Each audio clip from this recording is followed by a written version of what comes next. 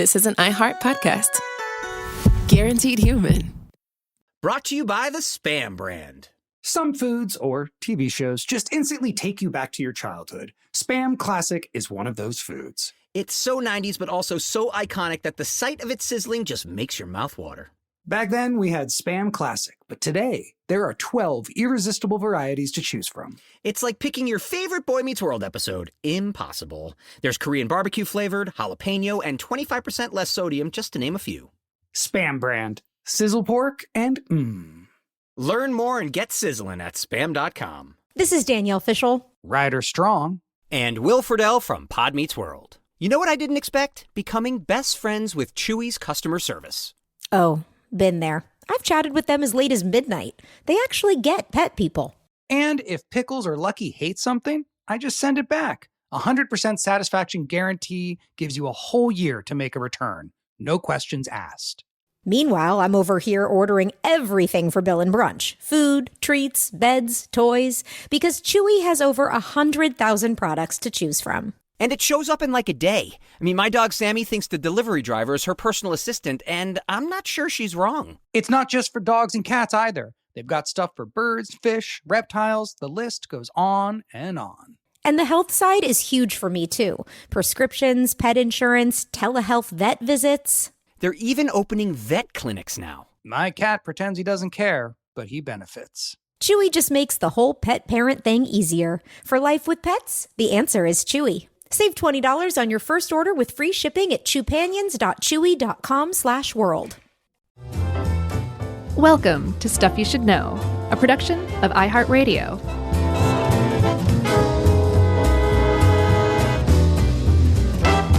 Hey, and welcome to the podcast. I'm Josh, and there's Chuck, and there's Jerry, and this is Stuff You Should Know.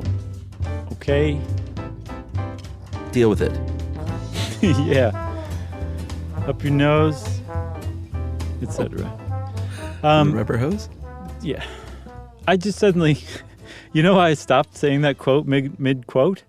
Because I suddenly felt like an old dinosaur, Chuck, and that probably nobody knew what I was talking about. And I'm tired of feeling old, Chuck. Are you feeling old? I feel young. I'm glad. To answer your question, yes. Okay.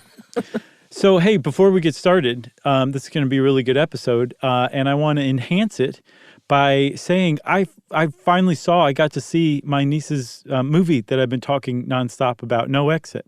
How was it? It's amazing. It's such a great, I would call it a popcorn thriller. Okay. Like, you know, it's not like high art. It's not trying to be high art, but it's like really well done. The script doesn't have a bunch of like holes in it. Nice. It doesn't, like, they've trimmed off all the fat. It moves along really nicely. And once it gets going, it keeps like getting going again and like these lurches forward, and just it doesn't go off the rails, but it's just like, oh my God, I can't believe this is going on right now.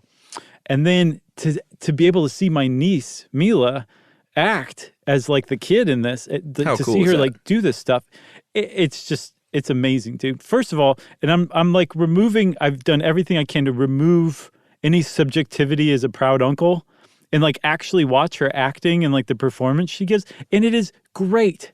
It's amazing. She does an amazing job. She has to do a bunch of different stuff. She gets like tortured and harassed and beat up on and everything. It's actually a really graphic movie in a lot of ways, but like delightfully, if you ask me. And she did a great job. And I thought the whole cast did a really good job too. That sounds great. It is good, including Havana Rose Liu, by the way. But yes, it is a great movie, and I recommend anybody who watches our movies to watch the movie. And it's on Hulu right now, streaming. It's called No Exit. Awesome. Can't wait to watch it. I've been traveling. I went on the road for a bit. Once again, seeing more Bonnie Prince Billy and Matt Sweeney Super Wolves shows. Matt Sweeney, is that the girlfriend guy? What? The guy who had that hit in the 90s called Girlfriend? No. Oh. He's local. That was a great album. I can't think of his name. No, Matt Sweeney's a genuine Stuff You Should Know listener. And super smart, awesome guy, and we're kind of pals now, so he's always kind enough to hang out. And he always sends me really good ideas for the show. Neat. But that's not my ninth Bonnie Prince Billy show in the past, like, year and a half. I'm going to where he goes. That's really cool. He doesn't come to Atlanta, so I'm hitting the road. And along with our good friend Joey Ciara, he came on this one. Oh, yeah, that's right. I saw that post on Instagram. That's awesome to see Joey. He's looking good. Yeah, he says hello. And if you want to see pictures of this and of my travels and travails, you can follow me at Chuck the Podcaster on Instagram. I'm sorry you had travails. What did I say? Travails? Did I not say travels? You said travels and travails. Oh, no travails. Only travels. Oh, good. It was only good times. I'm sure I've told you before, but I always love rubbing it in. Did I ever tell you that I saw Bonnie Prince Billy doing karaoke at our friend Toby's wedding years back? I don't know that you told me that. Do you know what song it was? It was some like sweet old country song. He did a duet with, I think, maybe his wife. Oh my God! I mean, he's my favorite vocalist. He's to me the best singer, literally in music history. And a cool dude, I can tell you, because I've been in the same room with him plenty of times. Me too. I was 4 feet from him the other night. That's really cool. Anyway, shout out to Sweeney. Shout out to No Exit. And now let's talk about a time when the U.S. government was not above planning false flag operations that were crazy and ludicrous, and planning potentially to assassinate the leaders of other countries hundreds of years ago. Oh, actually, no, this was way back in the 1960s. Yeah. Planning, that's the operative word here, is planning. Doesn't mean that like any false flag operation was ever carried out, at least by the United States government. There have been plenty of false flag operations carried out, most recently apparently by Russia, who was trying to accuse Ukraine of doing like sabotage and bombing across the border as a pretext for invasion. And that's generally the point of a false flag operation, which we should probably define it. But it's basically where you dress up as the somebody from the country that you want to invade, have them or you assault your own like border crossing, your own military installation, your own railroad, and then you publicize to the world how that country attacked you, and now you're going to have to go in and invade in for your own welfare and the welfare of your own country. That's a false flag operation. That's right. Staging any kind of a fake operation. It originally came about, the term false flag, from pirates would fly a flag of a friendly country to lure ships closer, then they would attack them. But since then, and Russia's big on it, they've Japan has done this, Germany has done this, but the Soviets and Russia, like you said, they're still gangbusters for this kind of thing. Yes. I also think, as just a PSA, if you are currently feeling sympathetic or, absorbing information that makes you see things through Putin's view, you're probably being manipulated online. Just FYI. You may want to look a little deeper into that and pull your head out of that particular rabbit hole. All right, so let's go back in time and talk about Operation Northwoods. But to talk about Operation Northwoods, we have to first talk about who did this one for us, by the way. Who put this together? This was a Livia joint. Livia Gershon. Great work. Yeah. We need to talk about Cuba and what the threat that country started to pose, or the seeming threat that country started to pose to the United States in the late 1950s, early 1960s. Yeah, because Castro came to power in 1959, and in doing so, he became the first, he established the first communist regime in the Western Hemisphere, in America's backyard, as it would later be put. And this did not settle well with the Americans, because at the time we were, I guess, our military brass, our intelligence community, basically everybody in charge with security for America was of the ilk that like we should be invading other countries that are communist and toppling those regimes and fighting communism wherever it pops up. No country's too small. No country's too large. We need to invade them and fight them and remove those communists and probably install like a democratic government from that point on, which is kind of ironic. That's right. By the way, that was Matthew Sweet. That's what I said. What did you say? Oh, Matt Sweeney. Matt Sweeney, but it came to me when I was when you were talking about Cuba. I went Matthew Sweet, because that's a great record. Yeah, I can't remember the song, how it goes, but I know it was a good song. I don't think I ever heard the record. It had a cool video, too. Yeah. Want me to sing it? Yeah. I want to love somebody. Remember that? That's it? I think I need somebody to love. Yeah, That's okay. And then the chorus is, you need to get back in the arms of a girlfriend. Oh, yeah. Yeah, it's a pretty good song. It's not as good as I remembered. Just buy the Super Wolves record. It's better. Okay. All right. So good setup on Cuba. If you want to go back, well, I don't even know how much we need to go over it, but if you want to go back and listen to our, I think, pretty great episode from November 10th, 2020, called The Bay of Pigs Disaster. Yeah. This was sort of one of the first things that happened in the 1960s when Eisenhower approved this boondoggle of an operation known as the Bay of Pigs invasion that just went just about as wrong as it could go on every level. Yeah. And so, like, we were setting up fake invasions of Cuba or supporting exiles' invasions of Cuba. RFK and JFK were obsessed with Cuba and, in particular, removing Castro from power. Cuba was a big deal for a number of reasons, we should say. And one of the leading reasons that Cuba was a problem for the United States was because they were worried Castro was going to serve as an inspiration for other countries in Latin America, especially the economically depressed ones, where they're like, yeah, all of this capitalism running around where Americans own most of our national operations and exports, and we're getting very little in return. Communism might seem pretty appealing to them, so Castro might serve as an inspiration. And if there's like that domino effect, like they were worried about in Southeast Asia, that happens in Latin America thanks to Cuba, all of a sudden, American businesses are going to be out a lot of money. Americans are going to be out a lot of the bananas that they've come to love thanks to Edward Bernays. Yeah. And we would also lose access to things like the Panama Canal and other things we need.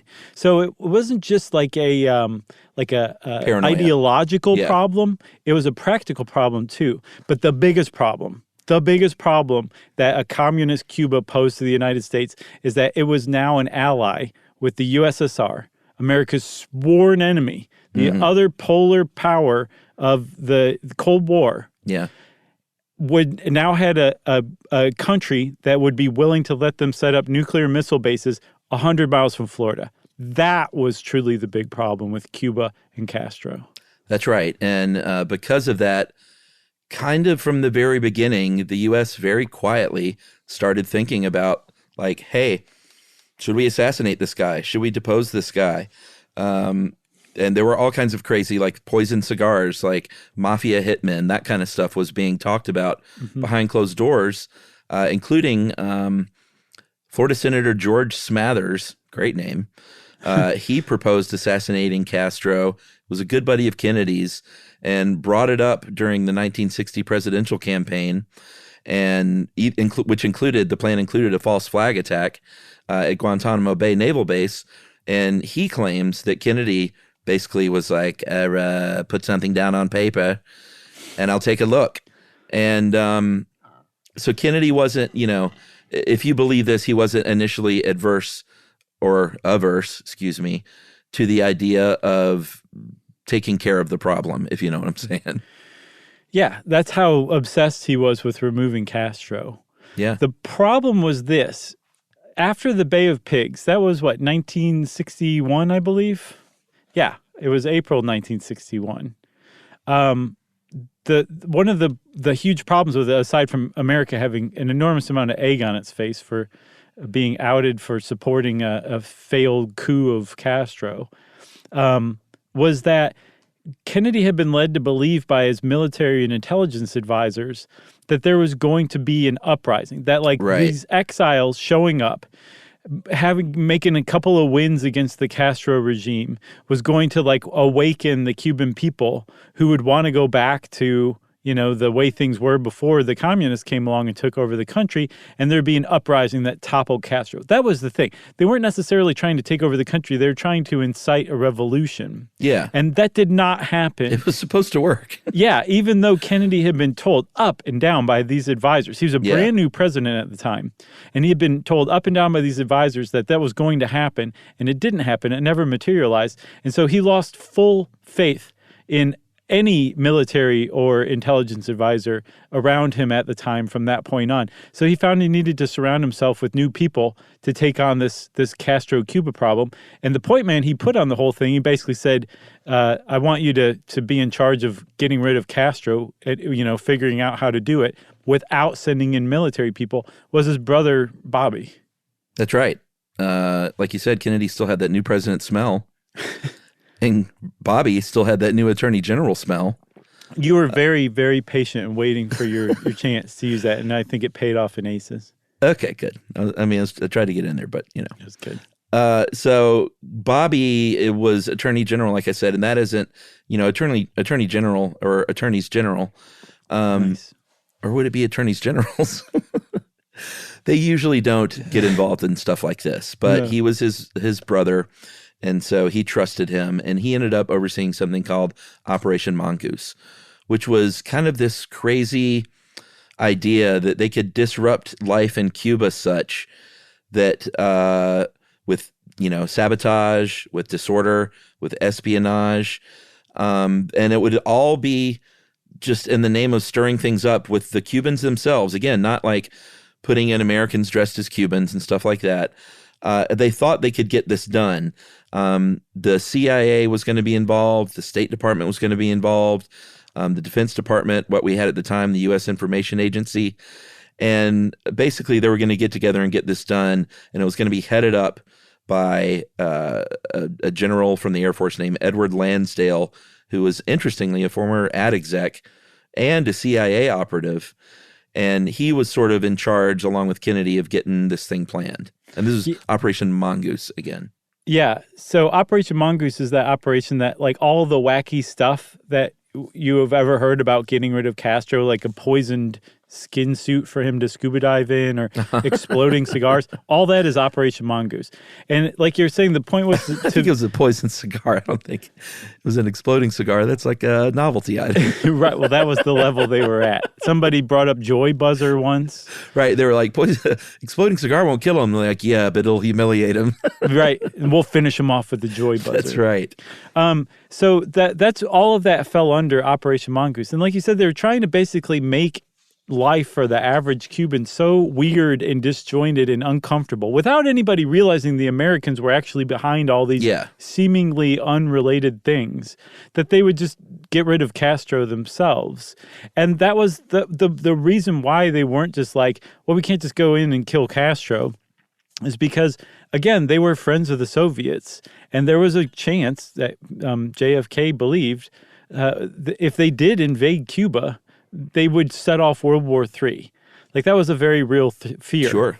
On the other hand, there was also this ticking clock going at all moments. Among some people, some advisors to the White House, some security advisors, it was like deafening, the sound of this clock ticking, that the longer we waited, the more chance there was going to be that the Cubans were going to say, hey, Soviets, come build a missile base here. They hadn't yet, but it was on the table and everybody knew it. So the Americans needed to do something about Castro, and fast. So the idea that the Americans could come up with these plots to get the Cubans to overthrow Castro themselves, that takes a lot of time. It might not pay off. And then looming in the background, getting ever closer, are these Soviet missile bases arriving in Cuba any day now. They just knew it.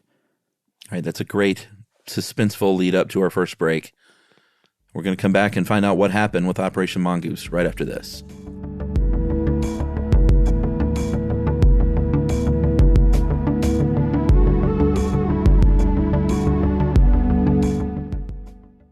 This is Danielle Fishel. Ryder Strong. And Will Friedle from Pod Meets World. You know what I didn't expect? Becoming best friends with Chewy's customer service. Oh, been there. I've chatted with them as late as midnight. They actually get pet people. And if Pickles or Lucky hate something, I just send it back. 100% satisfaction guarantee gives you a whole year to make a return. No questions asked. Meanwhile, I'm over here ordering everything for Bill and Brunch. Food, treats, beds, toys. Because Chewy has over 100,000 products to choose from. And it shows up in like a day. I mean, my dog Sammy thinks the delivery driver is her personal assistant, and I'm not sure she's wrong. It's not just for dogs and cats either. They've got stuff for birds, fish, reptiles. The list goes on and on. And the health side is huge for me, too. Prescriptions, pet insurance, telehealth vet visits. They're even opening vet clinics now. My cat pretends he doesn't care, but he benefits. Chewy just makes the whole pet parent thing easier. For life with pets, the answer is Chewy. Save $20 on your first order with free shipping at chewpanions.chewy.com/world. Joy is essential, and it's also elusive. You can't order it, you can't borrow it, or simply hope it into life. But now, there's a new and exciting way to start your journey toward a more joyful existence. Joy 101. It's a new podcast hosted by me, Hoda Kotb. Together, guys, we'll have meaningful conversations with the world's most fascinating people. Entertainment legends, sports icons, wellness experts, and everyday people will share how they find, allow, and experience joy. And I'll offer some of my own tips and takes on seeking a more balanced and harmonious life. If you're craving inspiration, support, and useful tools to maximize your joy, tune into these candid, uplifting, and moving on-air chats. Joy after a breakup, joy as an empty nester, joy after a loss, joy as a caretaker. This new podcast will speak to you. Listen to Joy 101 on the iHeartRadio app, Apple Podcasts, or wherever you get your podcasts. What did Black music, food, and culture teach us about who we were becoming? 2016 was sort of that last era of monoculture, where we still consumed things in community. From Beyonce and Rihanna. Everybody wanted to be Beyonce. I don't think we'll ever see another Rihanna. To soul food, memory, identity, and the stories we carry through Black culture. What does it mean to be Black and eat in America? So we were this group of people who knew how to work the land, who knew how to live with the land. We make it do what it do. Therapy for Black Girls is bringing together the conversation shaping Black life right now. You will never make me feel bad for being a Black girl, for being a Black American girl, ever. Therapy for Black Girls is bringing it all to the mic. Listen to Therapy for Black Girls on the iHeartRadio app, Apple Podcasts, or wherever you get your podcasts. Why is everyone obsessed with romance right now? Like everyone. Your coworker who, quote unquote, doesn't read, is reading romance. Your mom, book talk, the entire internet. I'm Sanjana Bhaskar. I'm Tyler McCall. And this is Radio 831, a romance podcast. The books, the tropes, the adaptations, the drama, the discourse. And what all of it says about how we actually love, yearn, and obsess. We're going to Wuthering Heights. Which, for the record, is not a romance novel. And yet it has haunted the romance genre for 200 years. We're getting into dark romance, age gaps, certain Russian hockey players, and sentient objects in love, which is a thing. That's the kind of conversation we're having every episode. Listen to the Radio 831 podcast on the iHeartRadio app, Apple Podcasts, or wherever you get your podcasts.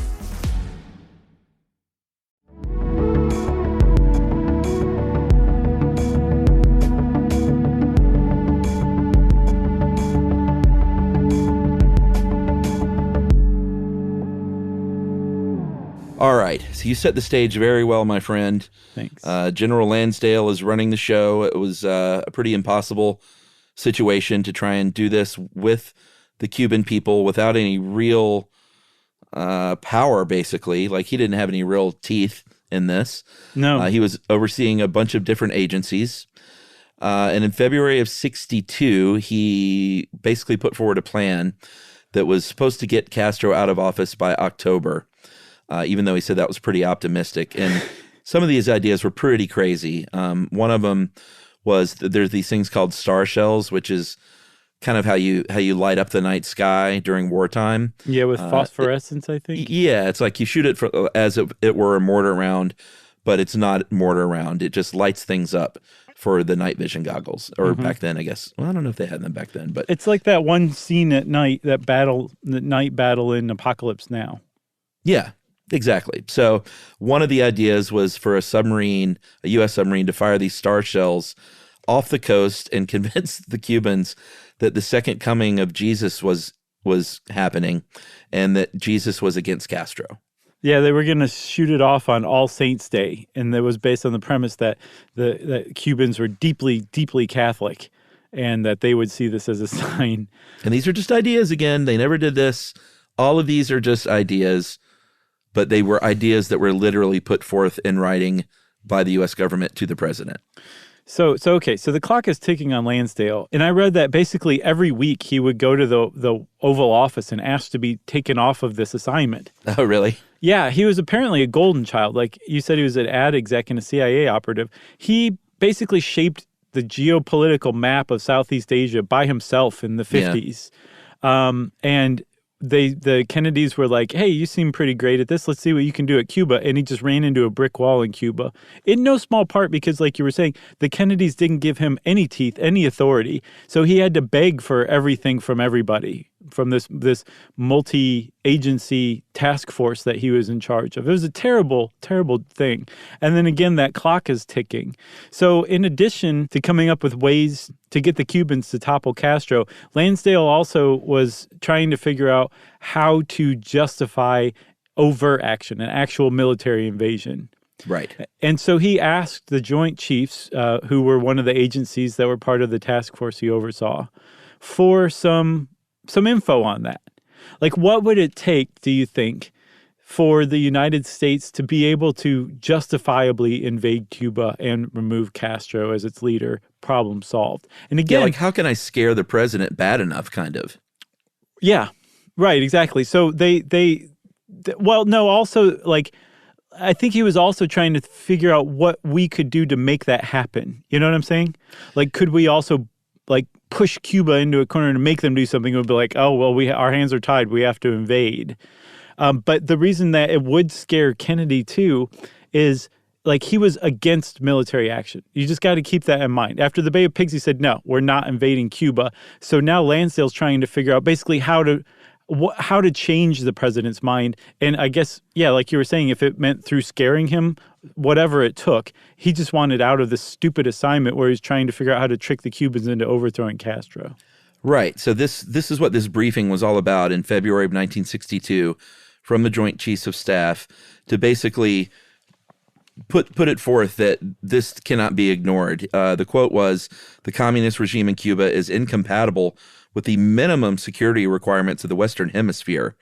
I mean, that's like, that sentence kind of says it all. Like, it is incompatible having him in power with the safety of the Western Hemisphere. So we got to get rid of him. They said that we can't count on, like, you see what happened with the Bay of Pigs. There is no insurgents happening in Cuba that we can count on, basically, at this point. Yeah. And we need to intervene directly. And I don't think Russia will even, like, be super mad at this point yet. Yeah, yet. That was the thing, because they said that Cuba's not part of the Warsaw Pact, which is kind of like the Soviet Union's version of NATO.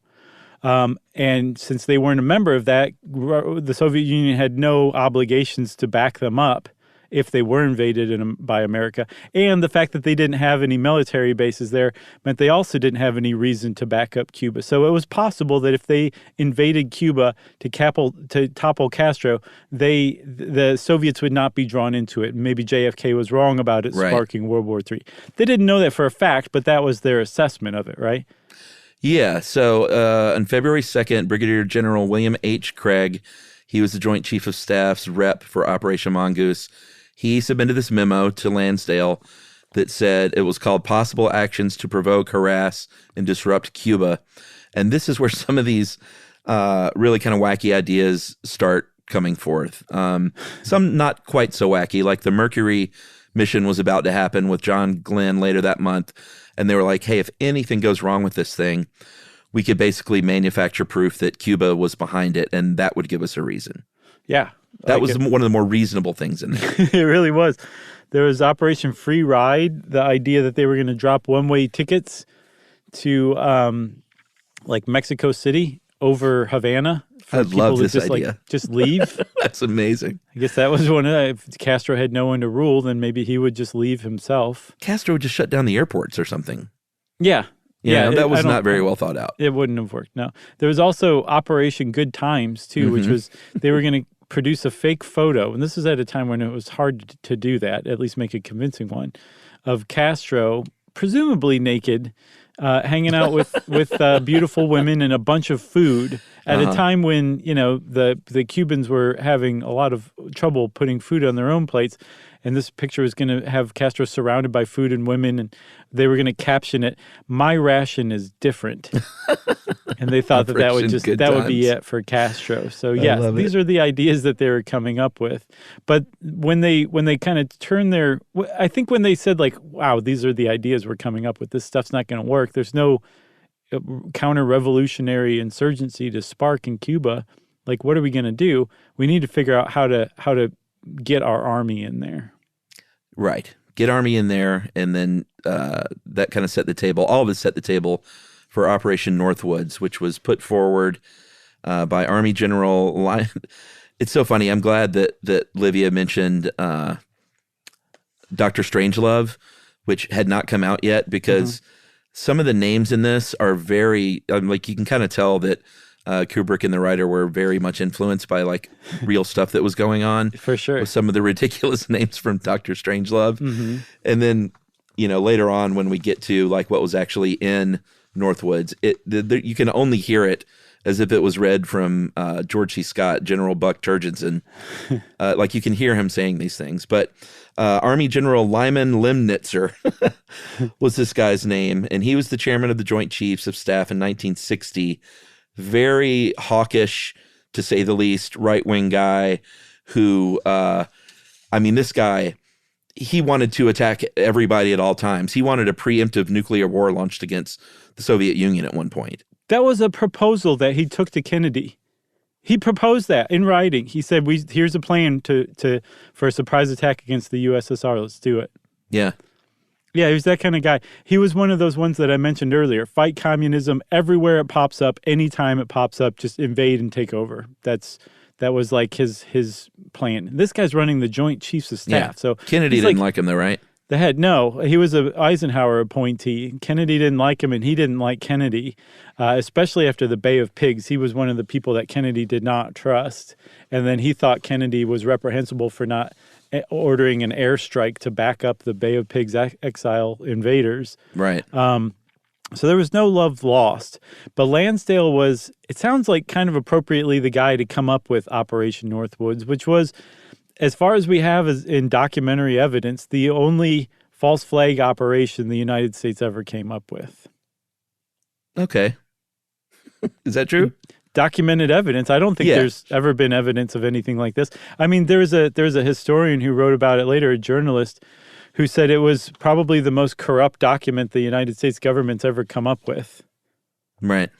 Which is really saying something. I'm not Pollyanna here. I don't think the U.S. government has clean hands and is just, looking out for the good of everybody at all the time. Like, I think it's done some deeply shady stuff, but I also personally think that Operation Northwoods may have been, as far as planning goes, the pinnacle of that shadiness. Right. Yeah. I like to think at least. I believe it too. March 5th, the Joint Chiefs, Lansdale issued a request to them to provide a, quote, brief but precise description of pretexts which they would consider would provide justification for U.S. military intervention in Cuba, was passed along on March 13th. Lemnitzer passes it to Defense Secretary Robert S. McNamara. And this is something that McNamara, years later was kind of like, I don't know. Was that a thing? I don't really remember that. Yeah, he said, I'm not really sure that was true. He was a scumbag himself, too. Yeah, I recommend the great documentary by Errol Morris when he talks to Robert McNamara, basically. Fog of War? For 90 minutes straight or however long it is. It's crazy what he got him to say and to see, and he tried to get him to see, and McNamara's like, does not compute to immoral. It was really fascinating stuff. Yeah, it really was. I didn't realize that was Errol Morris. I should have guessed, though. Yeah, the master. That's so good. Yeah. I loved Midnight Cowboy. What? I'm just kidding. I wanted to sniff you off the case. You sure did. So this memo was called Justification for U.S. Military Intervention in Cuba. That was the official title, signed by Lemnitzer and the Joint Chiefs. And, this was basically, here, what do you think of this plan? You might think it's wacky, and we've never done anything quite like this officially, but here it is, President Kennedy. Right. Kennedy said, or let me see that. Hey, not bad. No, that was pretty bad. So he looked it over, said, nope, thank you very much. I appreciate you going to all this trouble, but I reject this out of hand. We're not going to create some sort of mayhem, blame it on the Cubans, and then use it as a pretext to invade. We're just not doing that. And right when that happened, right when he realized that this is not going to be implemented, Lemnitzer tried to get all documentation of this destroyed. He wasn't successful, as we'll see, obviously, because we're talking about it now. He's like, can we torch this? Oh, God, I signed that thing. Yeah. I thought we were all going to do this. And in fact, in the Operation Northwoods memo, he talks about how he anticipates that other agencies that were all part of Operation Mongoose Task Force would be submitting similar proposals, which are basically ideas for how to make it look like Cuba attacked the United States so that we can invade Cuba. And it turned out he was the only one who put his name on a document that he then handed into the president that was that. It's sort of like the scene in like an army movie where they ask for volunteers and everyone but one person takes a step back. Yeah, I love and that. then one guy's left standing there. Have you ever seen, there's a video of some dogs that did that to another dog. There's 3 dogs. I think they're all little poodles.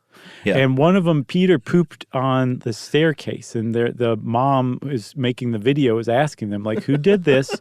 And right when she says, who did this, the other 2 look at the third one.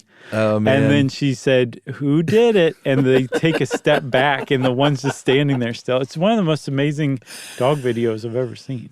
I saw a nature video the other day that was a deer, that, you know how they had like fake deer and things in the woods? Mm-hmm. That was a real deer that had mounted one of these fake deer. Have you seen that? I've seen pictures, on the internet. So it has mounted this deer and it's kind of going at it. And the fake deer's sort of from the neck up, it's pieced together. That whole section falls off. And this deer jumps off of the back of that thing and like, I wish there was like a human narration going on because it looks at like it's kind of circling this thing, looking at it like, oh yeah, what was I just doing this thing to? Right. So we figured out it was fake. It wasn't I would like, say so. I killed you. I'm sorry. It's good stuff. Poor dear. Yeah. Should we take a break before we get into the absurdity of Operation Northwoods? Yes. All right. We'll take our second break and we'll talk about some of these crazy, wacky ideas right after this.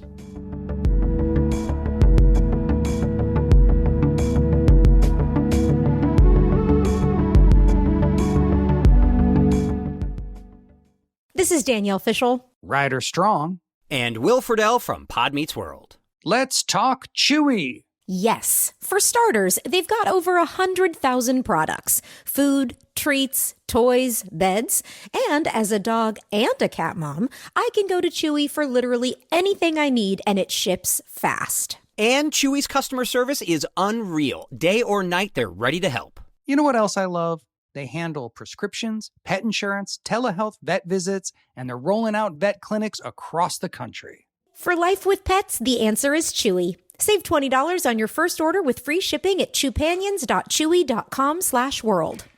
Joy is essential, and it's also elusive. You can't order it, you can't borrow it, or simply hope it into life. But now, there's a new and exciting way to start your journey toward a more joyful existence. Joy 101. It's a new podcast hosted by me, Hoda Kotb. Together, guys, we'll have meaningful conversations with the world's most fascinating people. Entertainment legends, sports icons, wellness experts, and everyday people will share how they find, allow, and experience joy. And I'll offer some of my own tips and takes on seeking a more balanced and harmonious life. If you're craving inspiration, support, bored, and useful tools to maximize your joy, tune into these candid, uplifting, and moving on-air chats. Joy after a breakup, joy as an empty nester, joy after a loss, joy as a caretaker. This new podcast will speak to you. Listen to Joy 101 on the iHeartRadio app, Apple Podcasts, or wherever you get your podcasts.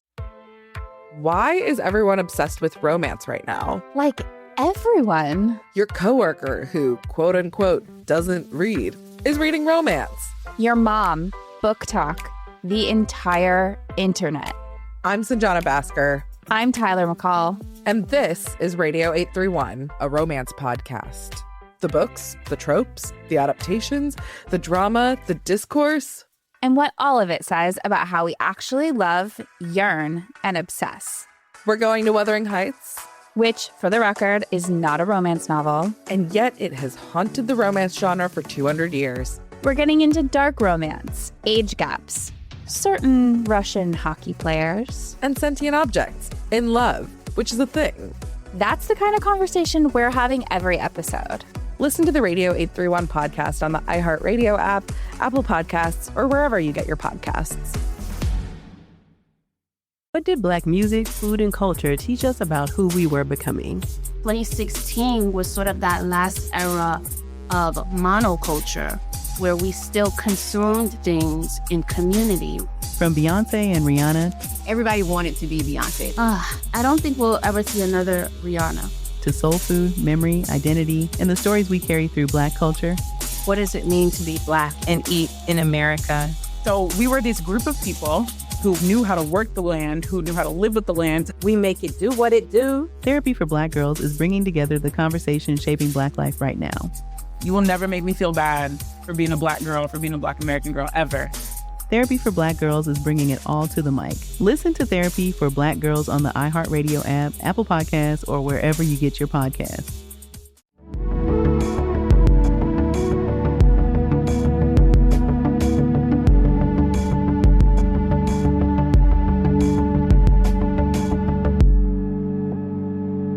Chuck, I think, we're calling these crazy, wacky ideas, and they are crazy, wacky ideas. Like, you shouldn't do stuff like false flag operations and invade countries based on them. But they're also, I think, only crazy, wacky because they were in the 60s. Mm-hmm. They were directed at Cuba, which makes it seem even wackier in hindsight now today. Mm-hmm. And then lastly, they weren't implemented. Had they been implemented, there would be in no way, shape, or form crazy or wacky. They'd be, abhorrent.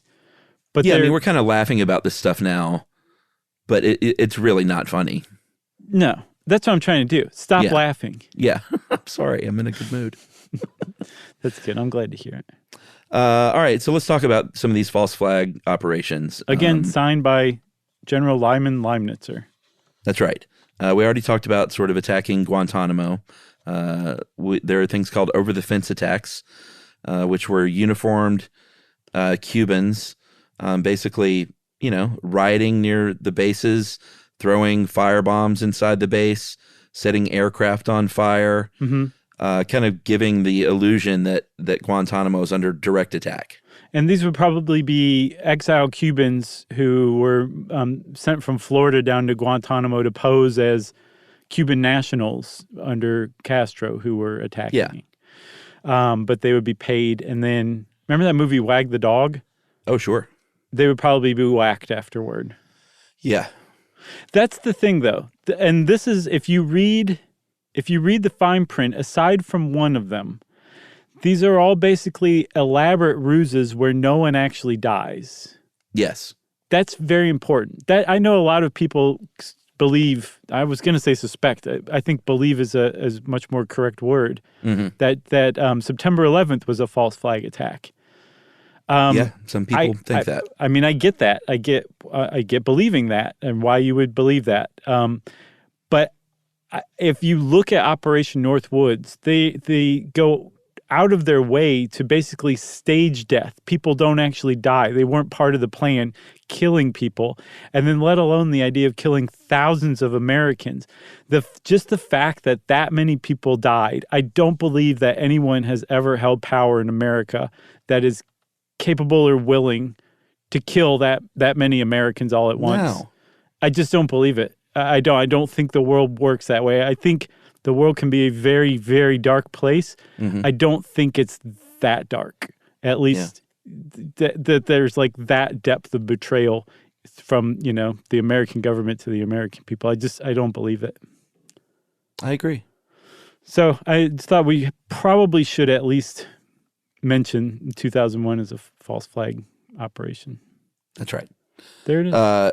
Another one from this era was the Remember the Maine incident, which was basically, let's just blow up one of our ships in Guantanamo Bay, or another vessel near Cuba. We could, they proposed sinking ships and all kinds of crazy plans like that. The one that really speaks to me as far as George C. Scott reading it from Dr. Strangelove is this direct quote: "We could sink a boatload of Cubans en route to Florida, real or simulated." Mm-hmm. They could be dummies, or we could actually really do this with real humans. That was the one that I was like, okay, there's not that actually does overtly say, yeah, we could kill some people.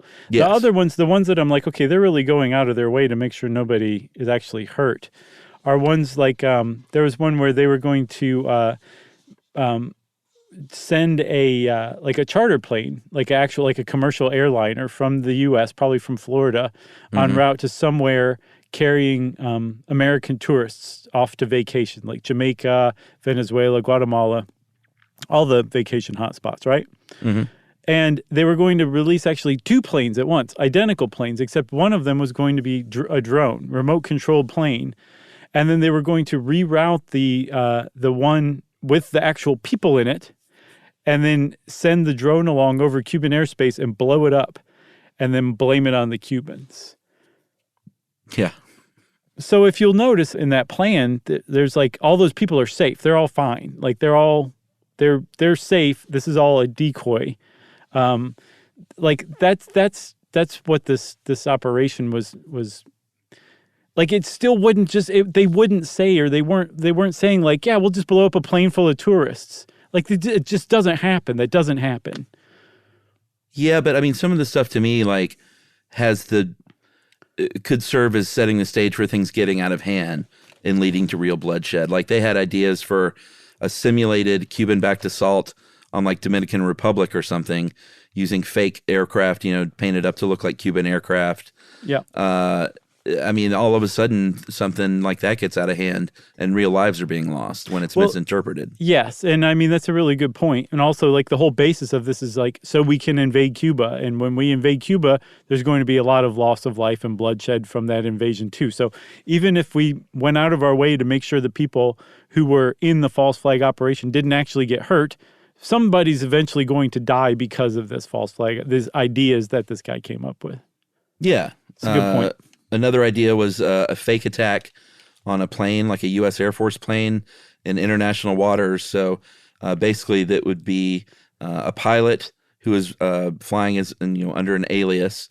They would broadcast over the radio that they had been jumped by MiGs, which was, I guess, the Soviet fighter jets. Mm-hmm. I saw Top Gun. I know this stuff. Sure. And it would fly, I guess, under the radar at a low altitude and land safely. And then stored, the plane would be repainted, given a new tail number, and then a submarine would drop plane parts into the water where it supposedly happened, so they could pull those things out of the ocean. Yes. Show the world. Again, totally fake. Right? Totally fake. There were other ones where they're well, maybe we could injure Cuban exiles in Miami, assault them and blame it on the Cubans, et cetera, et cetera. Basically anything you could think of that could give America a reason to say, look, this Castro regime is unpredictable, unstable, and they're now attacking us. We're going to have to invade. That was the point of Operation Northwoods ideas. But it had a bit of a stroke of genius that was kind of hidden in there a little bit that I thought was kind of well put. It was using a number of these different things, making them seem through, a separation of in time and space, making them seem like unrelated events. also staging other events too that didn't necessarily have anything to do with anything to kind of like give cover and camouflage the actual events and the goals. And that if you put it all together, the U.S. could be like, look at how crazy this Castro regime is. We're going to have to invade. I thought that was, as far as unhinged documents go, I thought that was a little bit of sanity shining in it. Yeah, I mean, I think they should have dropped those one-way plane tickets. That was that was my favorite idea out of all this stuff. Totally. So, we know that Kennedy didn't accept this proposal. The Cuban Missile Crisis unfolds in October 1962, and Operation Mongoose was sort of fully laid to rest. And Lansdale, for his efforts, he was replaced by a man named Sterling Cottrell, who was he wasn't like an insider for the Kennedy clan, and so he was a little more cautious about everything. They were still, I think the Joint Chiefs had the idea, like they didn't put this idea to bed completely. They put Operation Mongoose down, but they still didn't like put to bed the idea that like, hey, maybe we should still provoke Cuba and see if we can like set them up to invade. That went through 1963. Yeah, all the way through 1963, the Hawks were just trying to figure out how to get it done. And it obviously didn't happen. And what somebody pointed out in one of the articles that were the sources for Olivia's article was like, Castro's still there. He outlived all these guys. I know, man. And I think it was in like the 90s or the early 2000s when the article was written. They're like, he's still there. He's still giving 7-hour speeches, and like all these people are long dead. Yeah. And that's the case. Like America and Cuba just entered this its own like kind of mini Caribbean Cold War with tons of sanctions against Cuba and limits on travel. I think the average American would just not really understand why. They just know that that Castro was a communist, and that was all you needed to know to place sanctions on Cuba. And we even further would have no idea whatsoever that Operation Northwood ever happened, was ever proposed, if it wasn't for Oliver Stone's 1992 movie or 1991 movie JFK. Isn't that a neat little bizarre footnote? Yeah, it really is, because like you said, Lemnitzer tried to get this thing completely destroyed, not even like, hey, can we bury this? Like, let's destroy it. There was an investigative reporter named James Banford who wrote a lot about this that called it the most corrupt plan ever created by the U.S. government. And if not for Oliver Stone, sort of that JFK movie was so popular for like Americans after that, calling for the release and like opening of records, we may never have known. So, hey. Yeah. Ollie Stone. Yeah, he got a act of Congress passed through his movie. That's how popular that movie was when it came out. Yeah. It'd be like passing the Hobbit Act or something back in like 2007. Ooh, to never make another Hobbit movie would be that act. Or another 8-hour Beatles documentary. How about that? Ouch. Well, since Chuck said ouch, everybody, that's it for Operation Northwoods, which means it's time for listener mail. Man, I mean, just hostility toward the Beatles here at the end. You didn't see that coming, huh? Outright hostility. I get the Peter Jackson link, but... All right, I'm going to call this from a night shift nurse. Doing great work. No. Hey, guys, my husband recently introduced me to your podcast. About 2 years into the backlog and loving it. I started with your most recent pod and worked backwards, but my husband scrolls through and picks one at random, Russian roulette style, which seems insane to me. I've been trying to figure out if our listening style says anything about our personalities. I would say I'm a little more methodical, and he's more spontaneous in life, so maybe there's something to that. Yeah. So, Lindsay, 1,000%. I mean, your husband is flying by the seat of his pants, it sounds like. Yeah. Fast and loose. He's like, yeah, let's hear what they have to say about stupid grass. Yeah. You know what we had to say? A lot. We did. That was a long episode. And, we've talked about this before.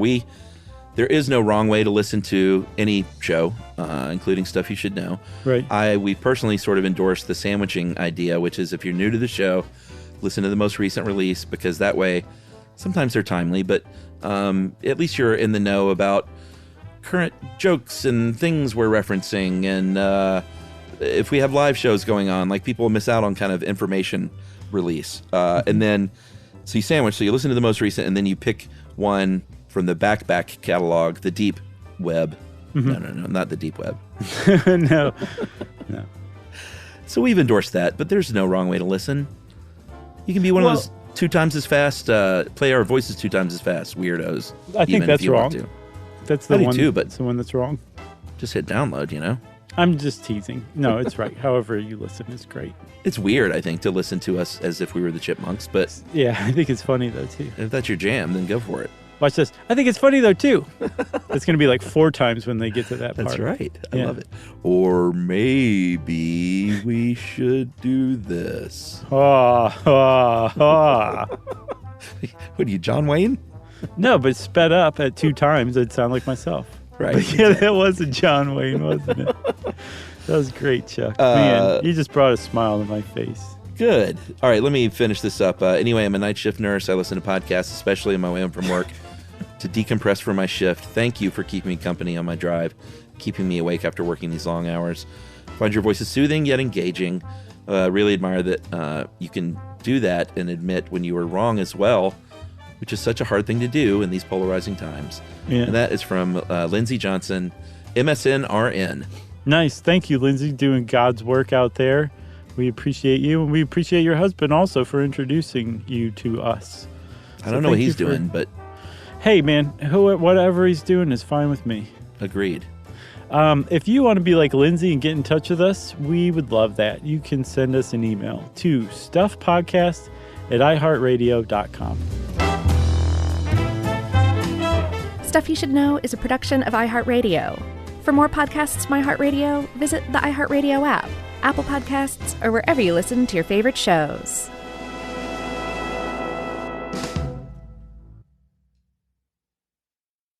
This is Danielle Fishel. Ryder Strong. And Will Friedle from Pod Meets World. You know what I didn't expect? Becoming best friends with Chewy's customer service. Oh, been there. I've chatted with them as late as midnight. They actually get pet people. And if Pickles or Lucky hate something, I just send it back. 100% satisfaction guarantee gives you a whole year to make a return. No questions asked. Meanwhile, I'm over here ordering everything for Bill and Brunch. Food, treats, beds, toys. Because Chewy has over 100,000 products to choose from. And it shows up in like a day. I mean, my dog Sammy thinks the delivery driver is her personal assistant, and I'm not sure she's wrong. It's not just for dogs and cats either. They've got stuff for birds, fish, reptiles. The list goes on and on. And the health side is huge for me, too. Prescriptions, pet insurance, telehealth vet visits.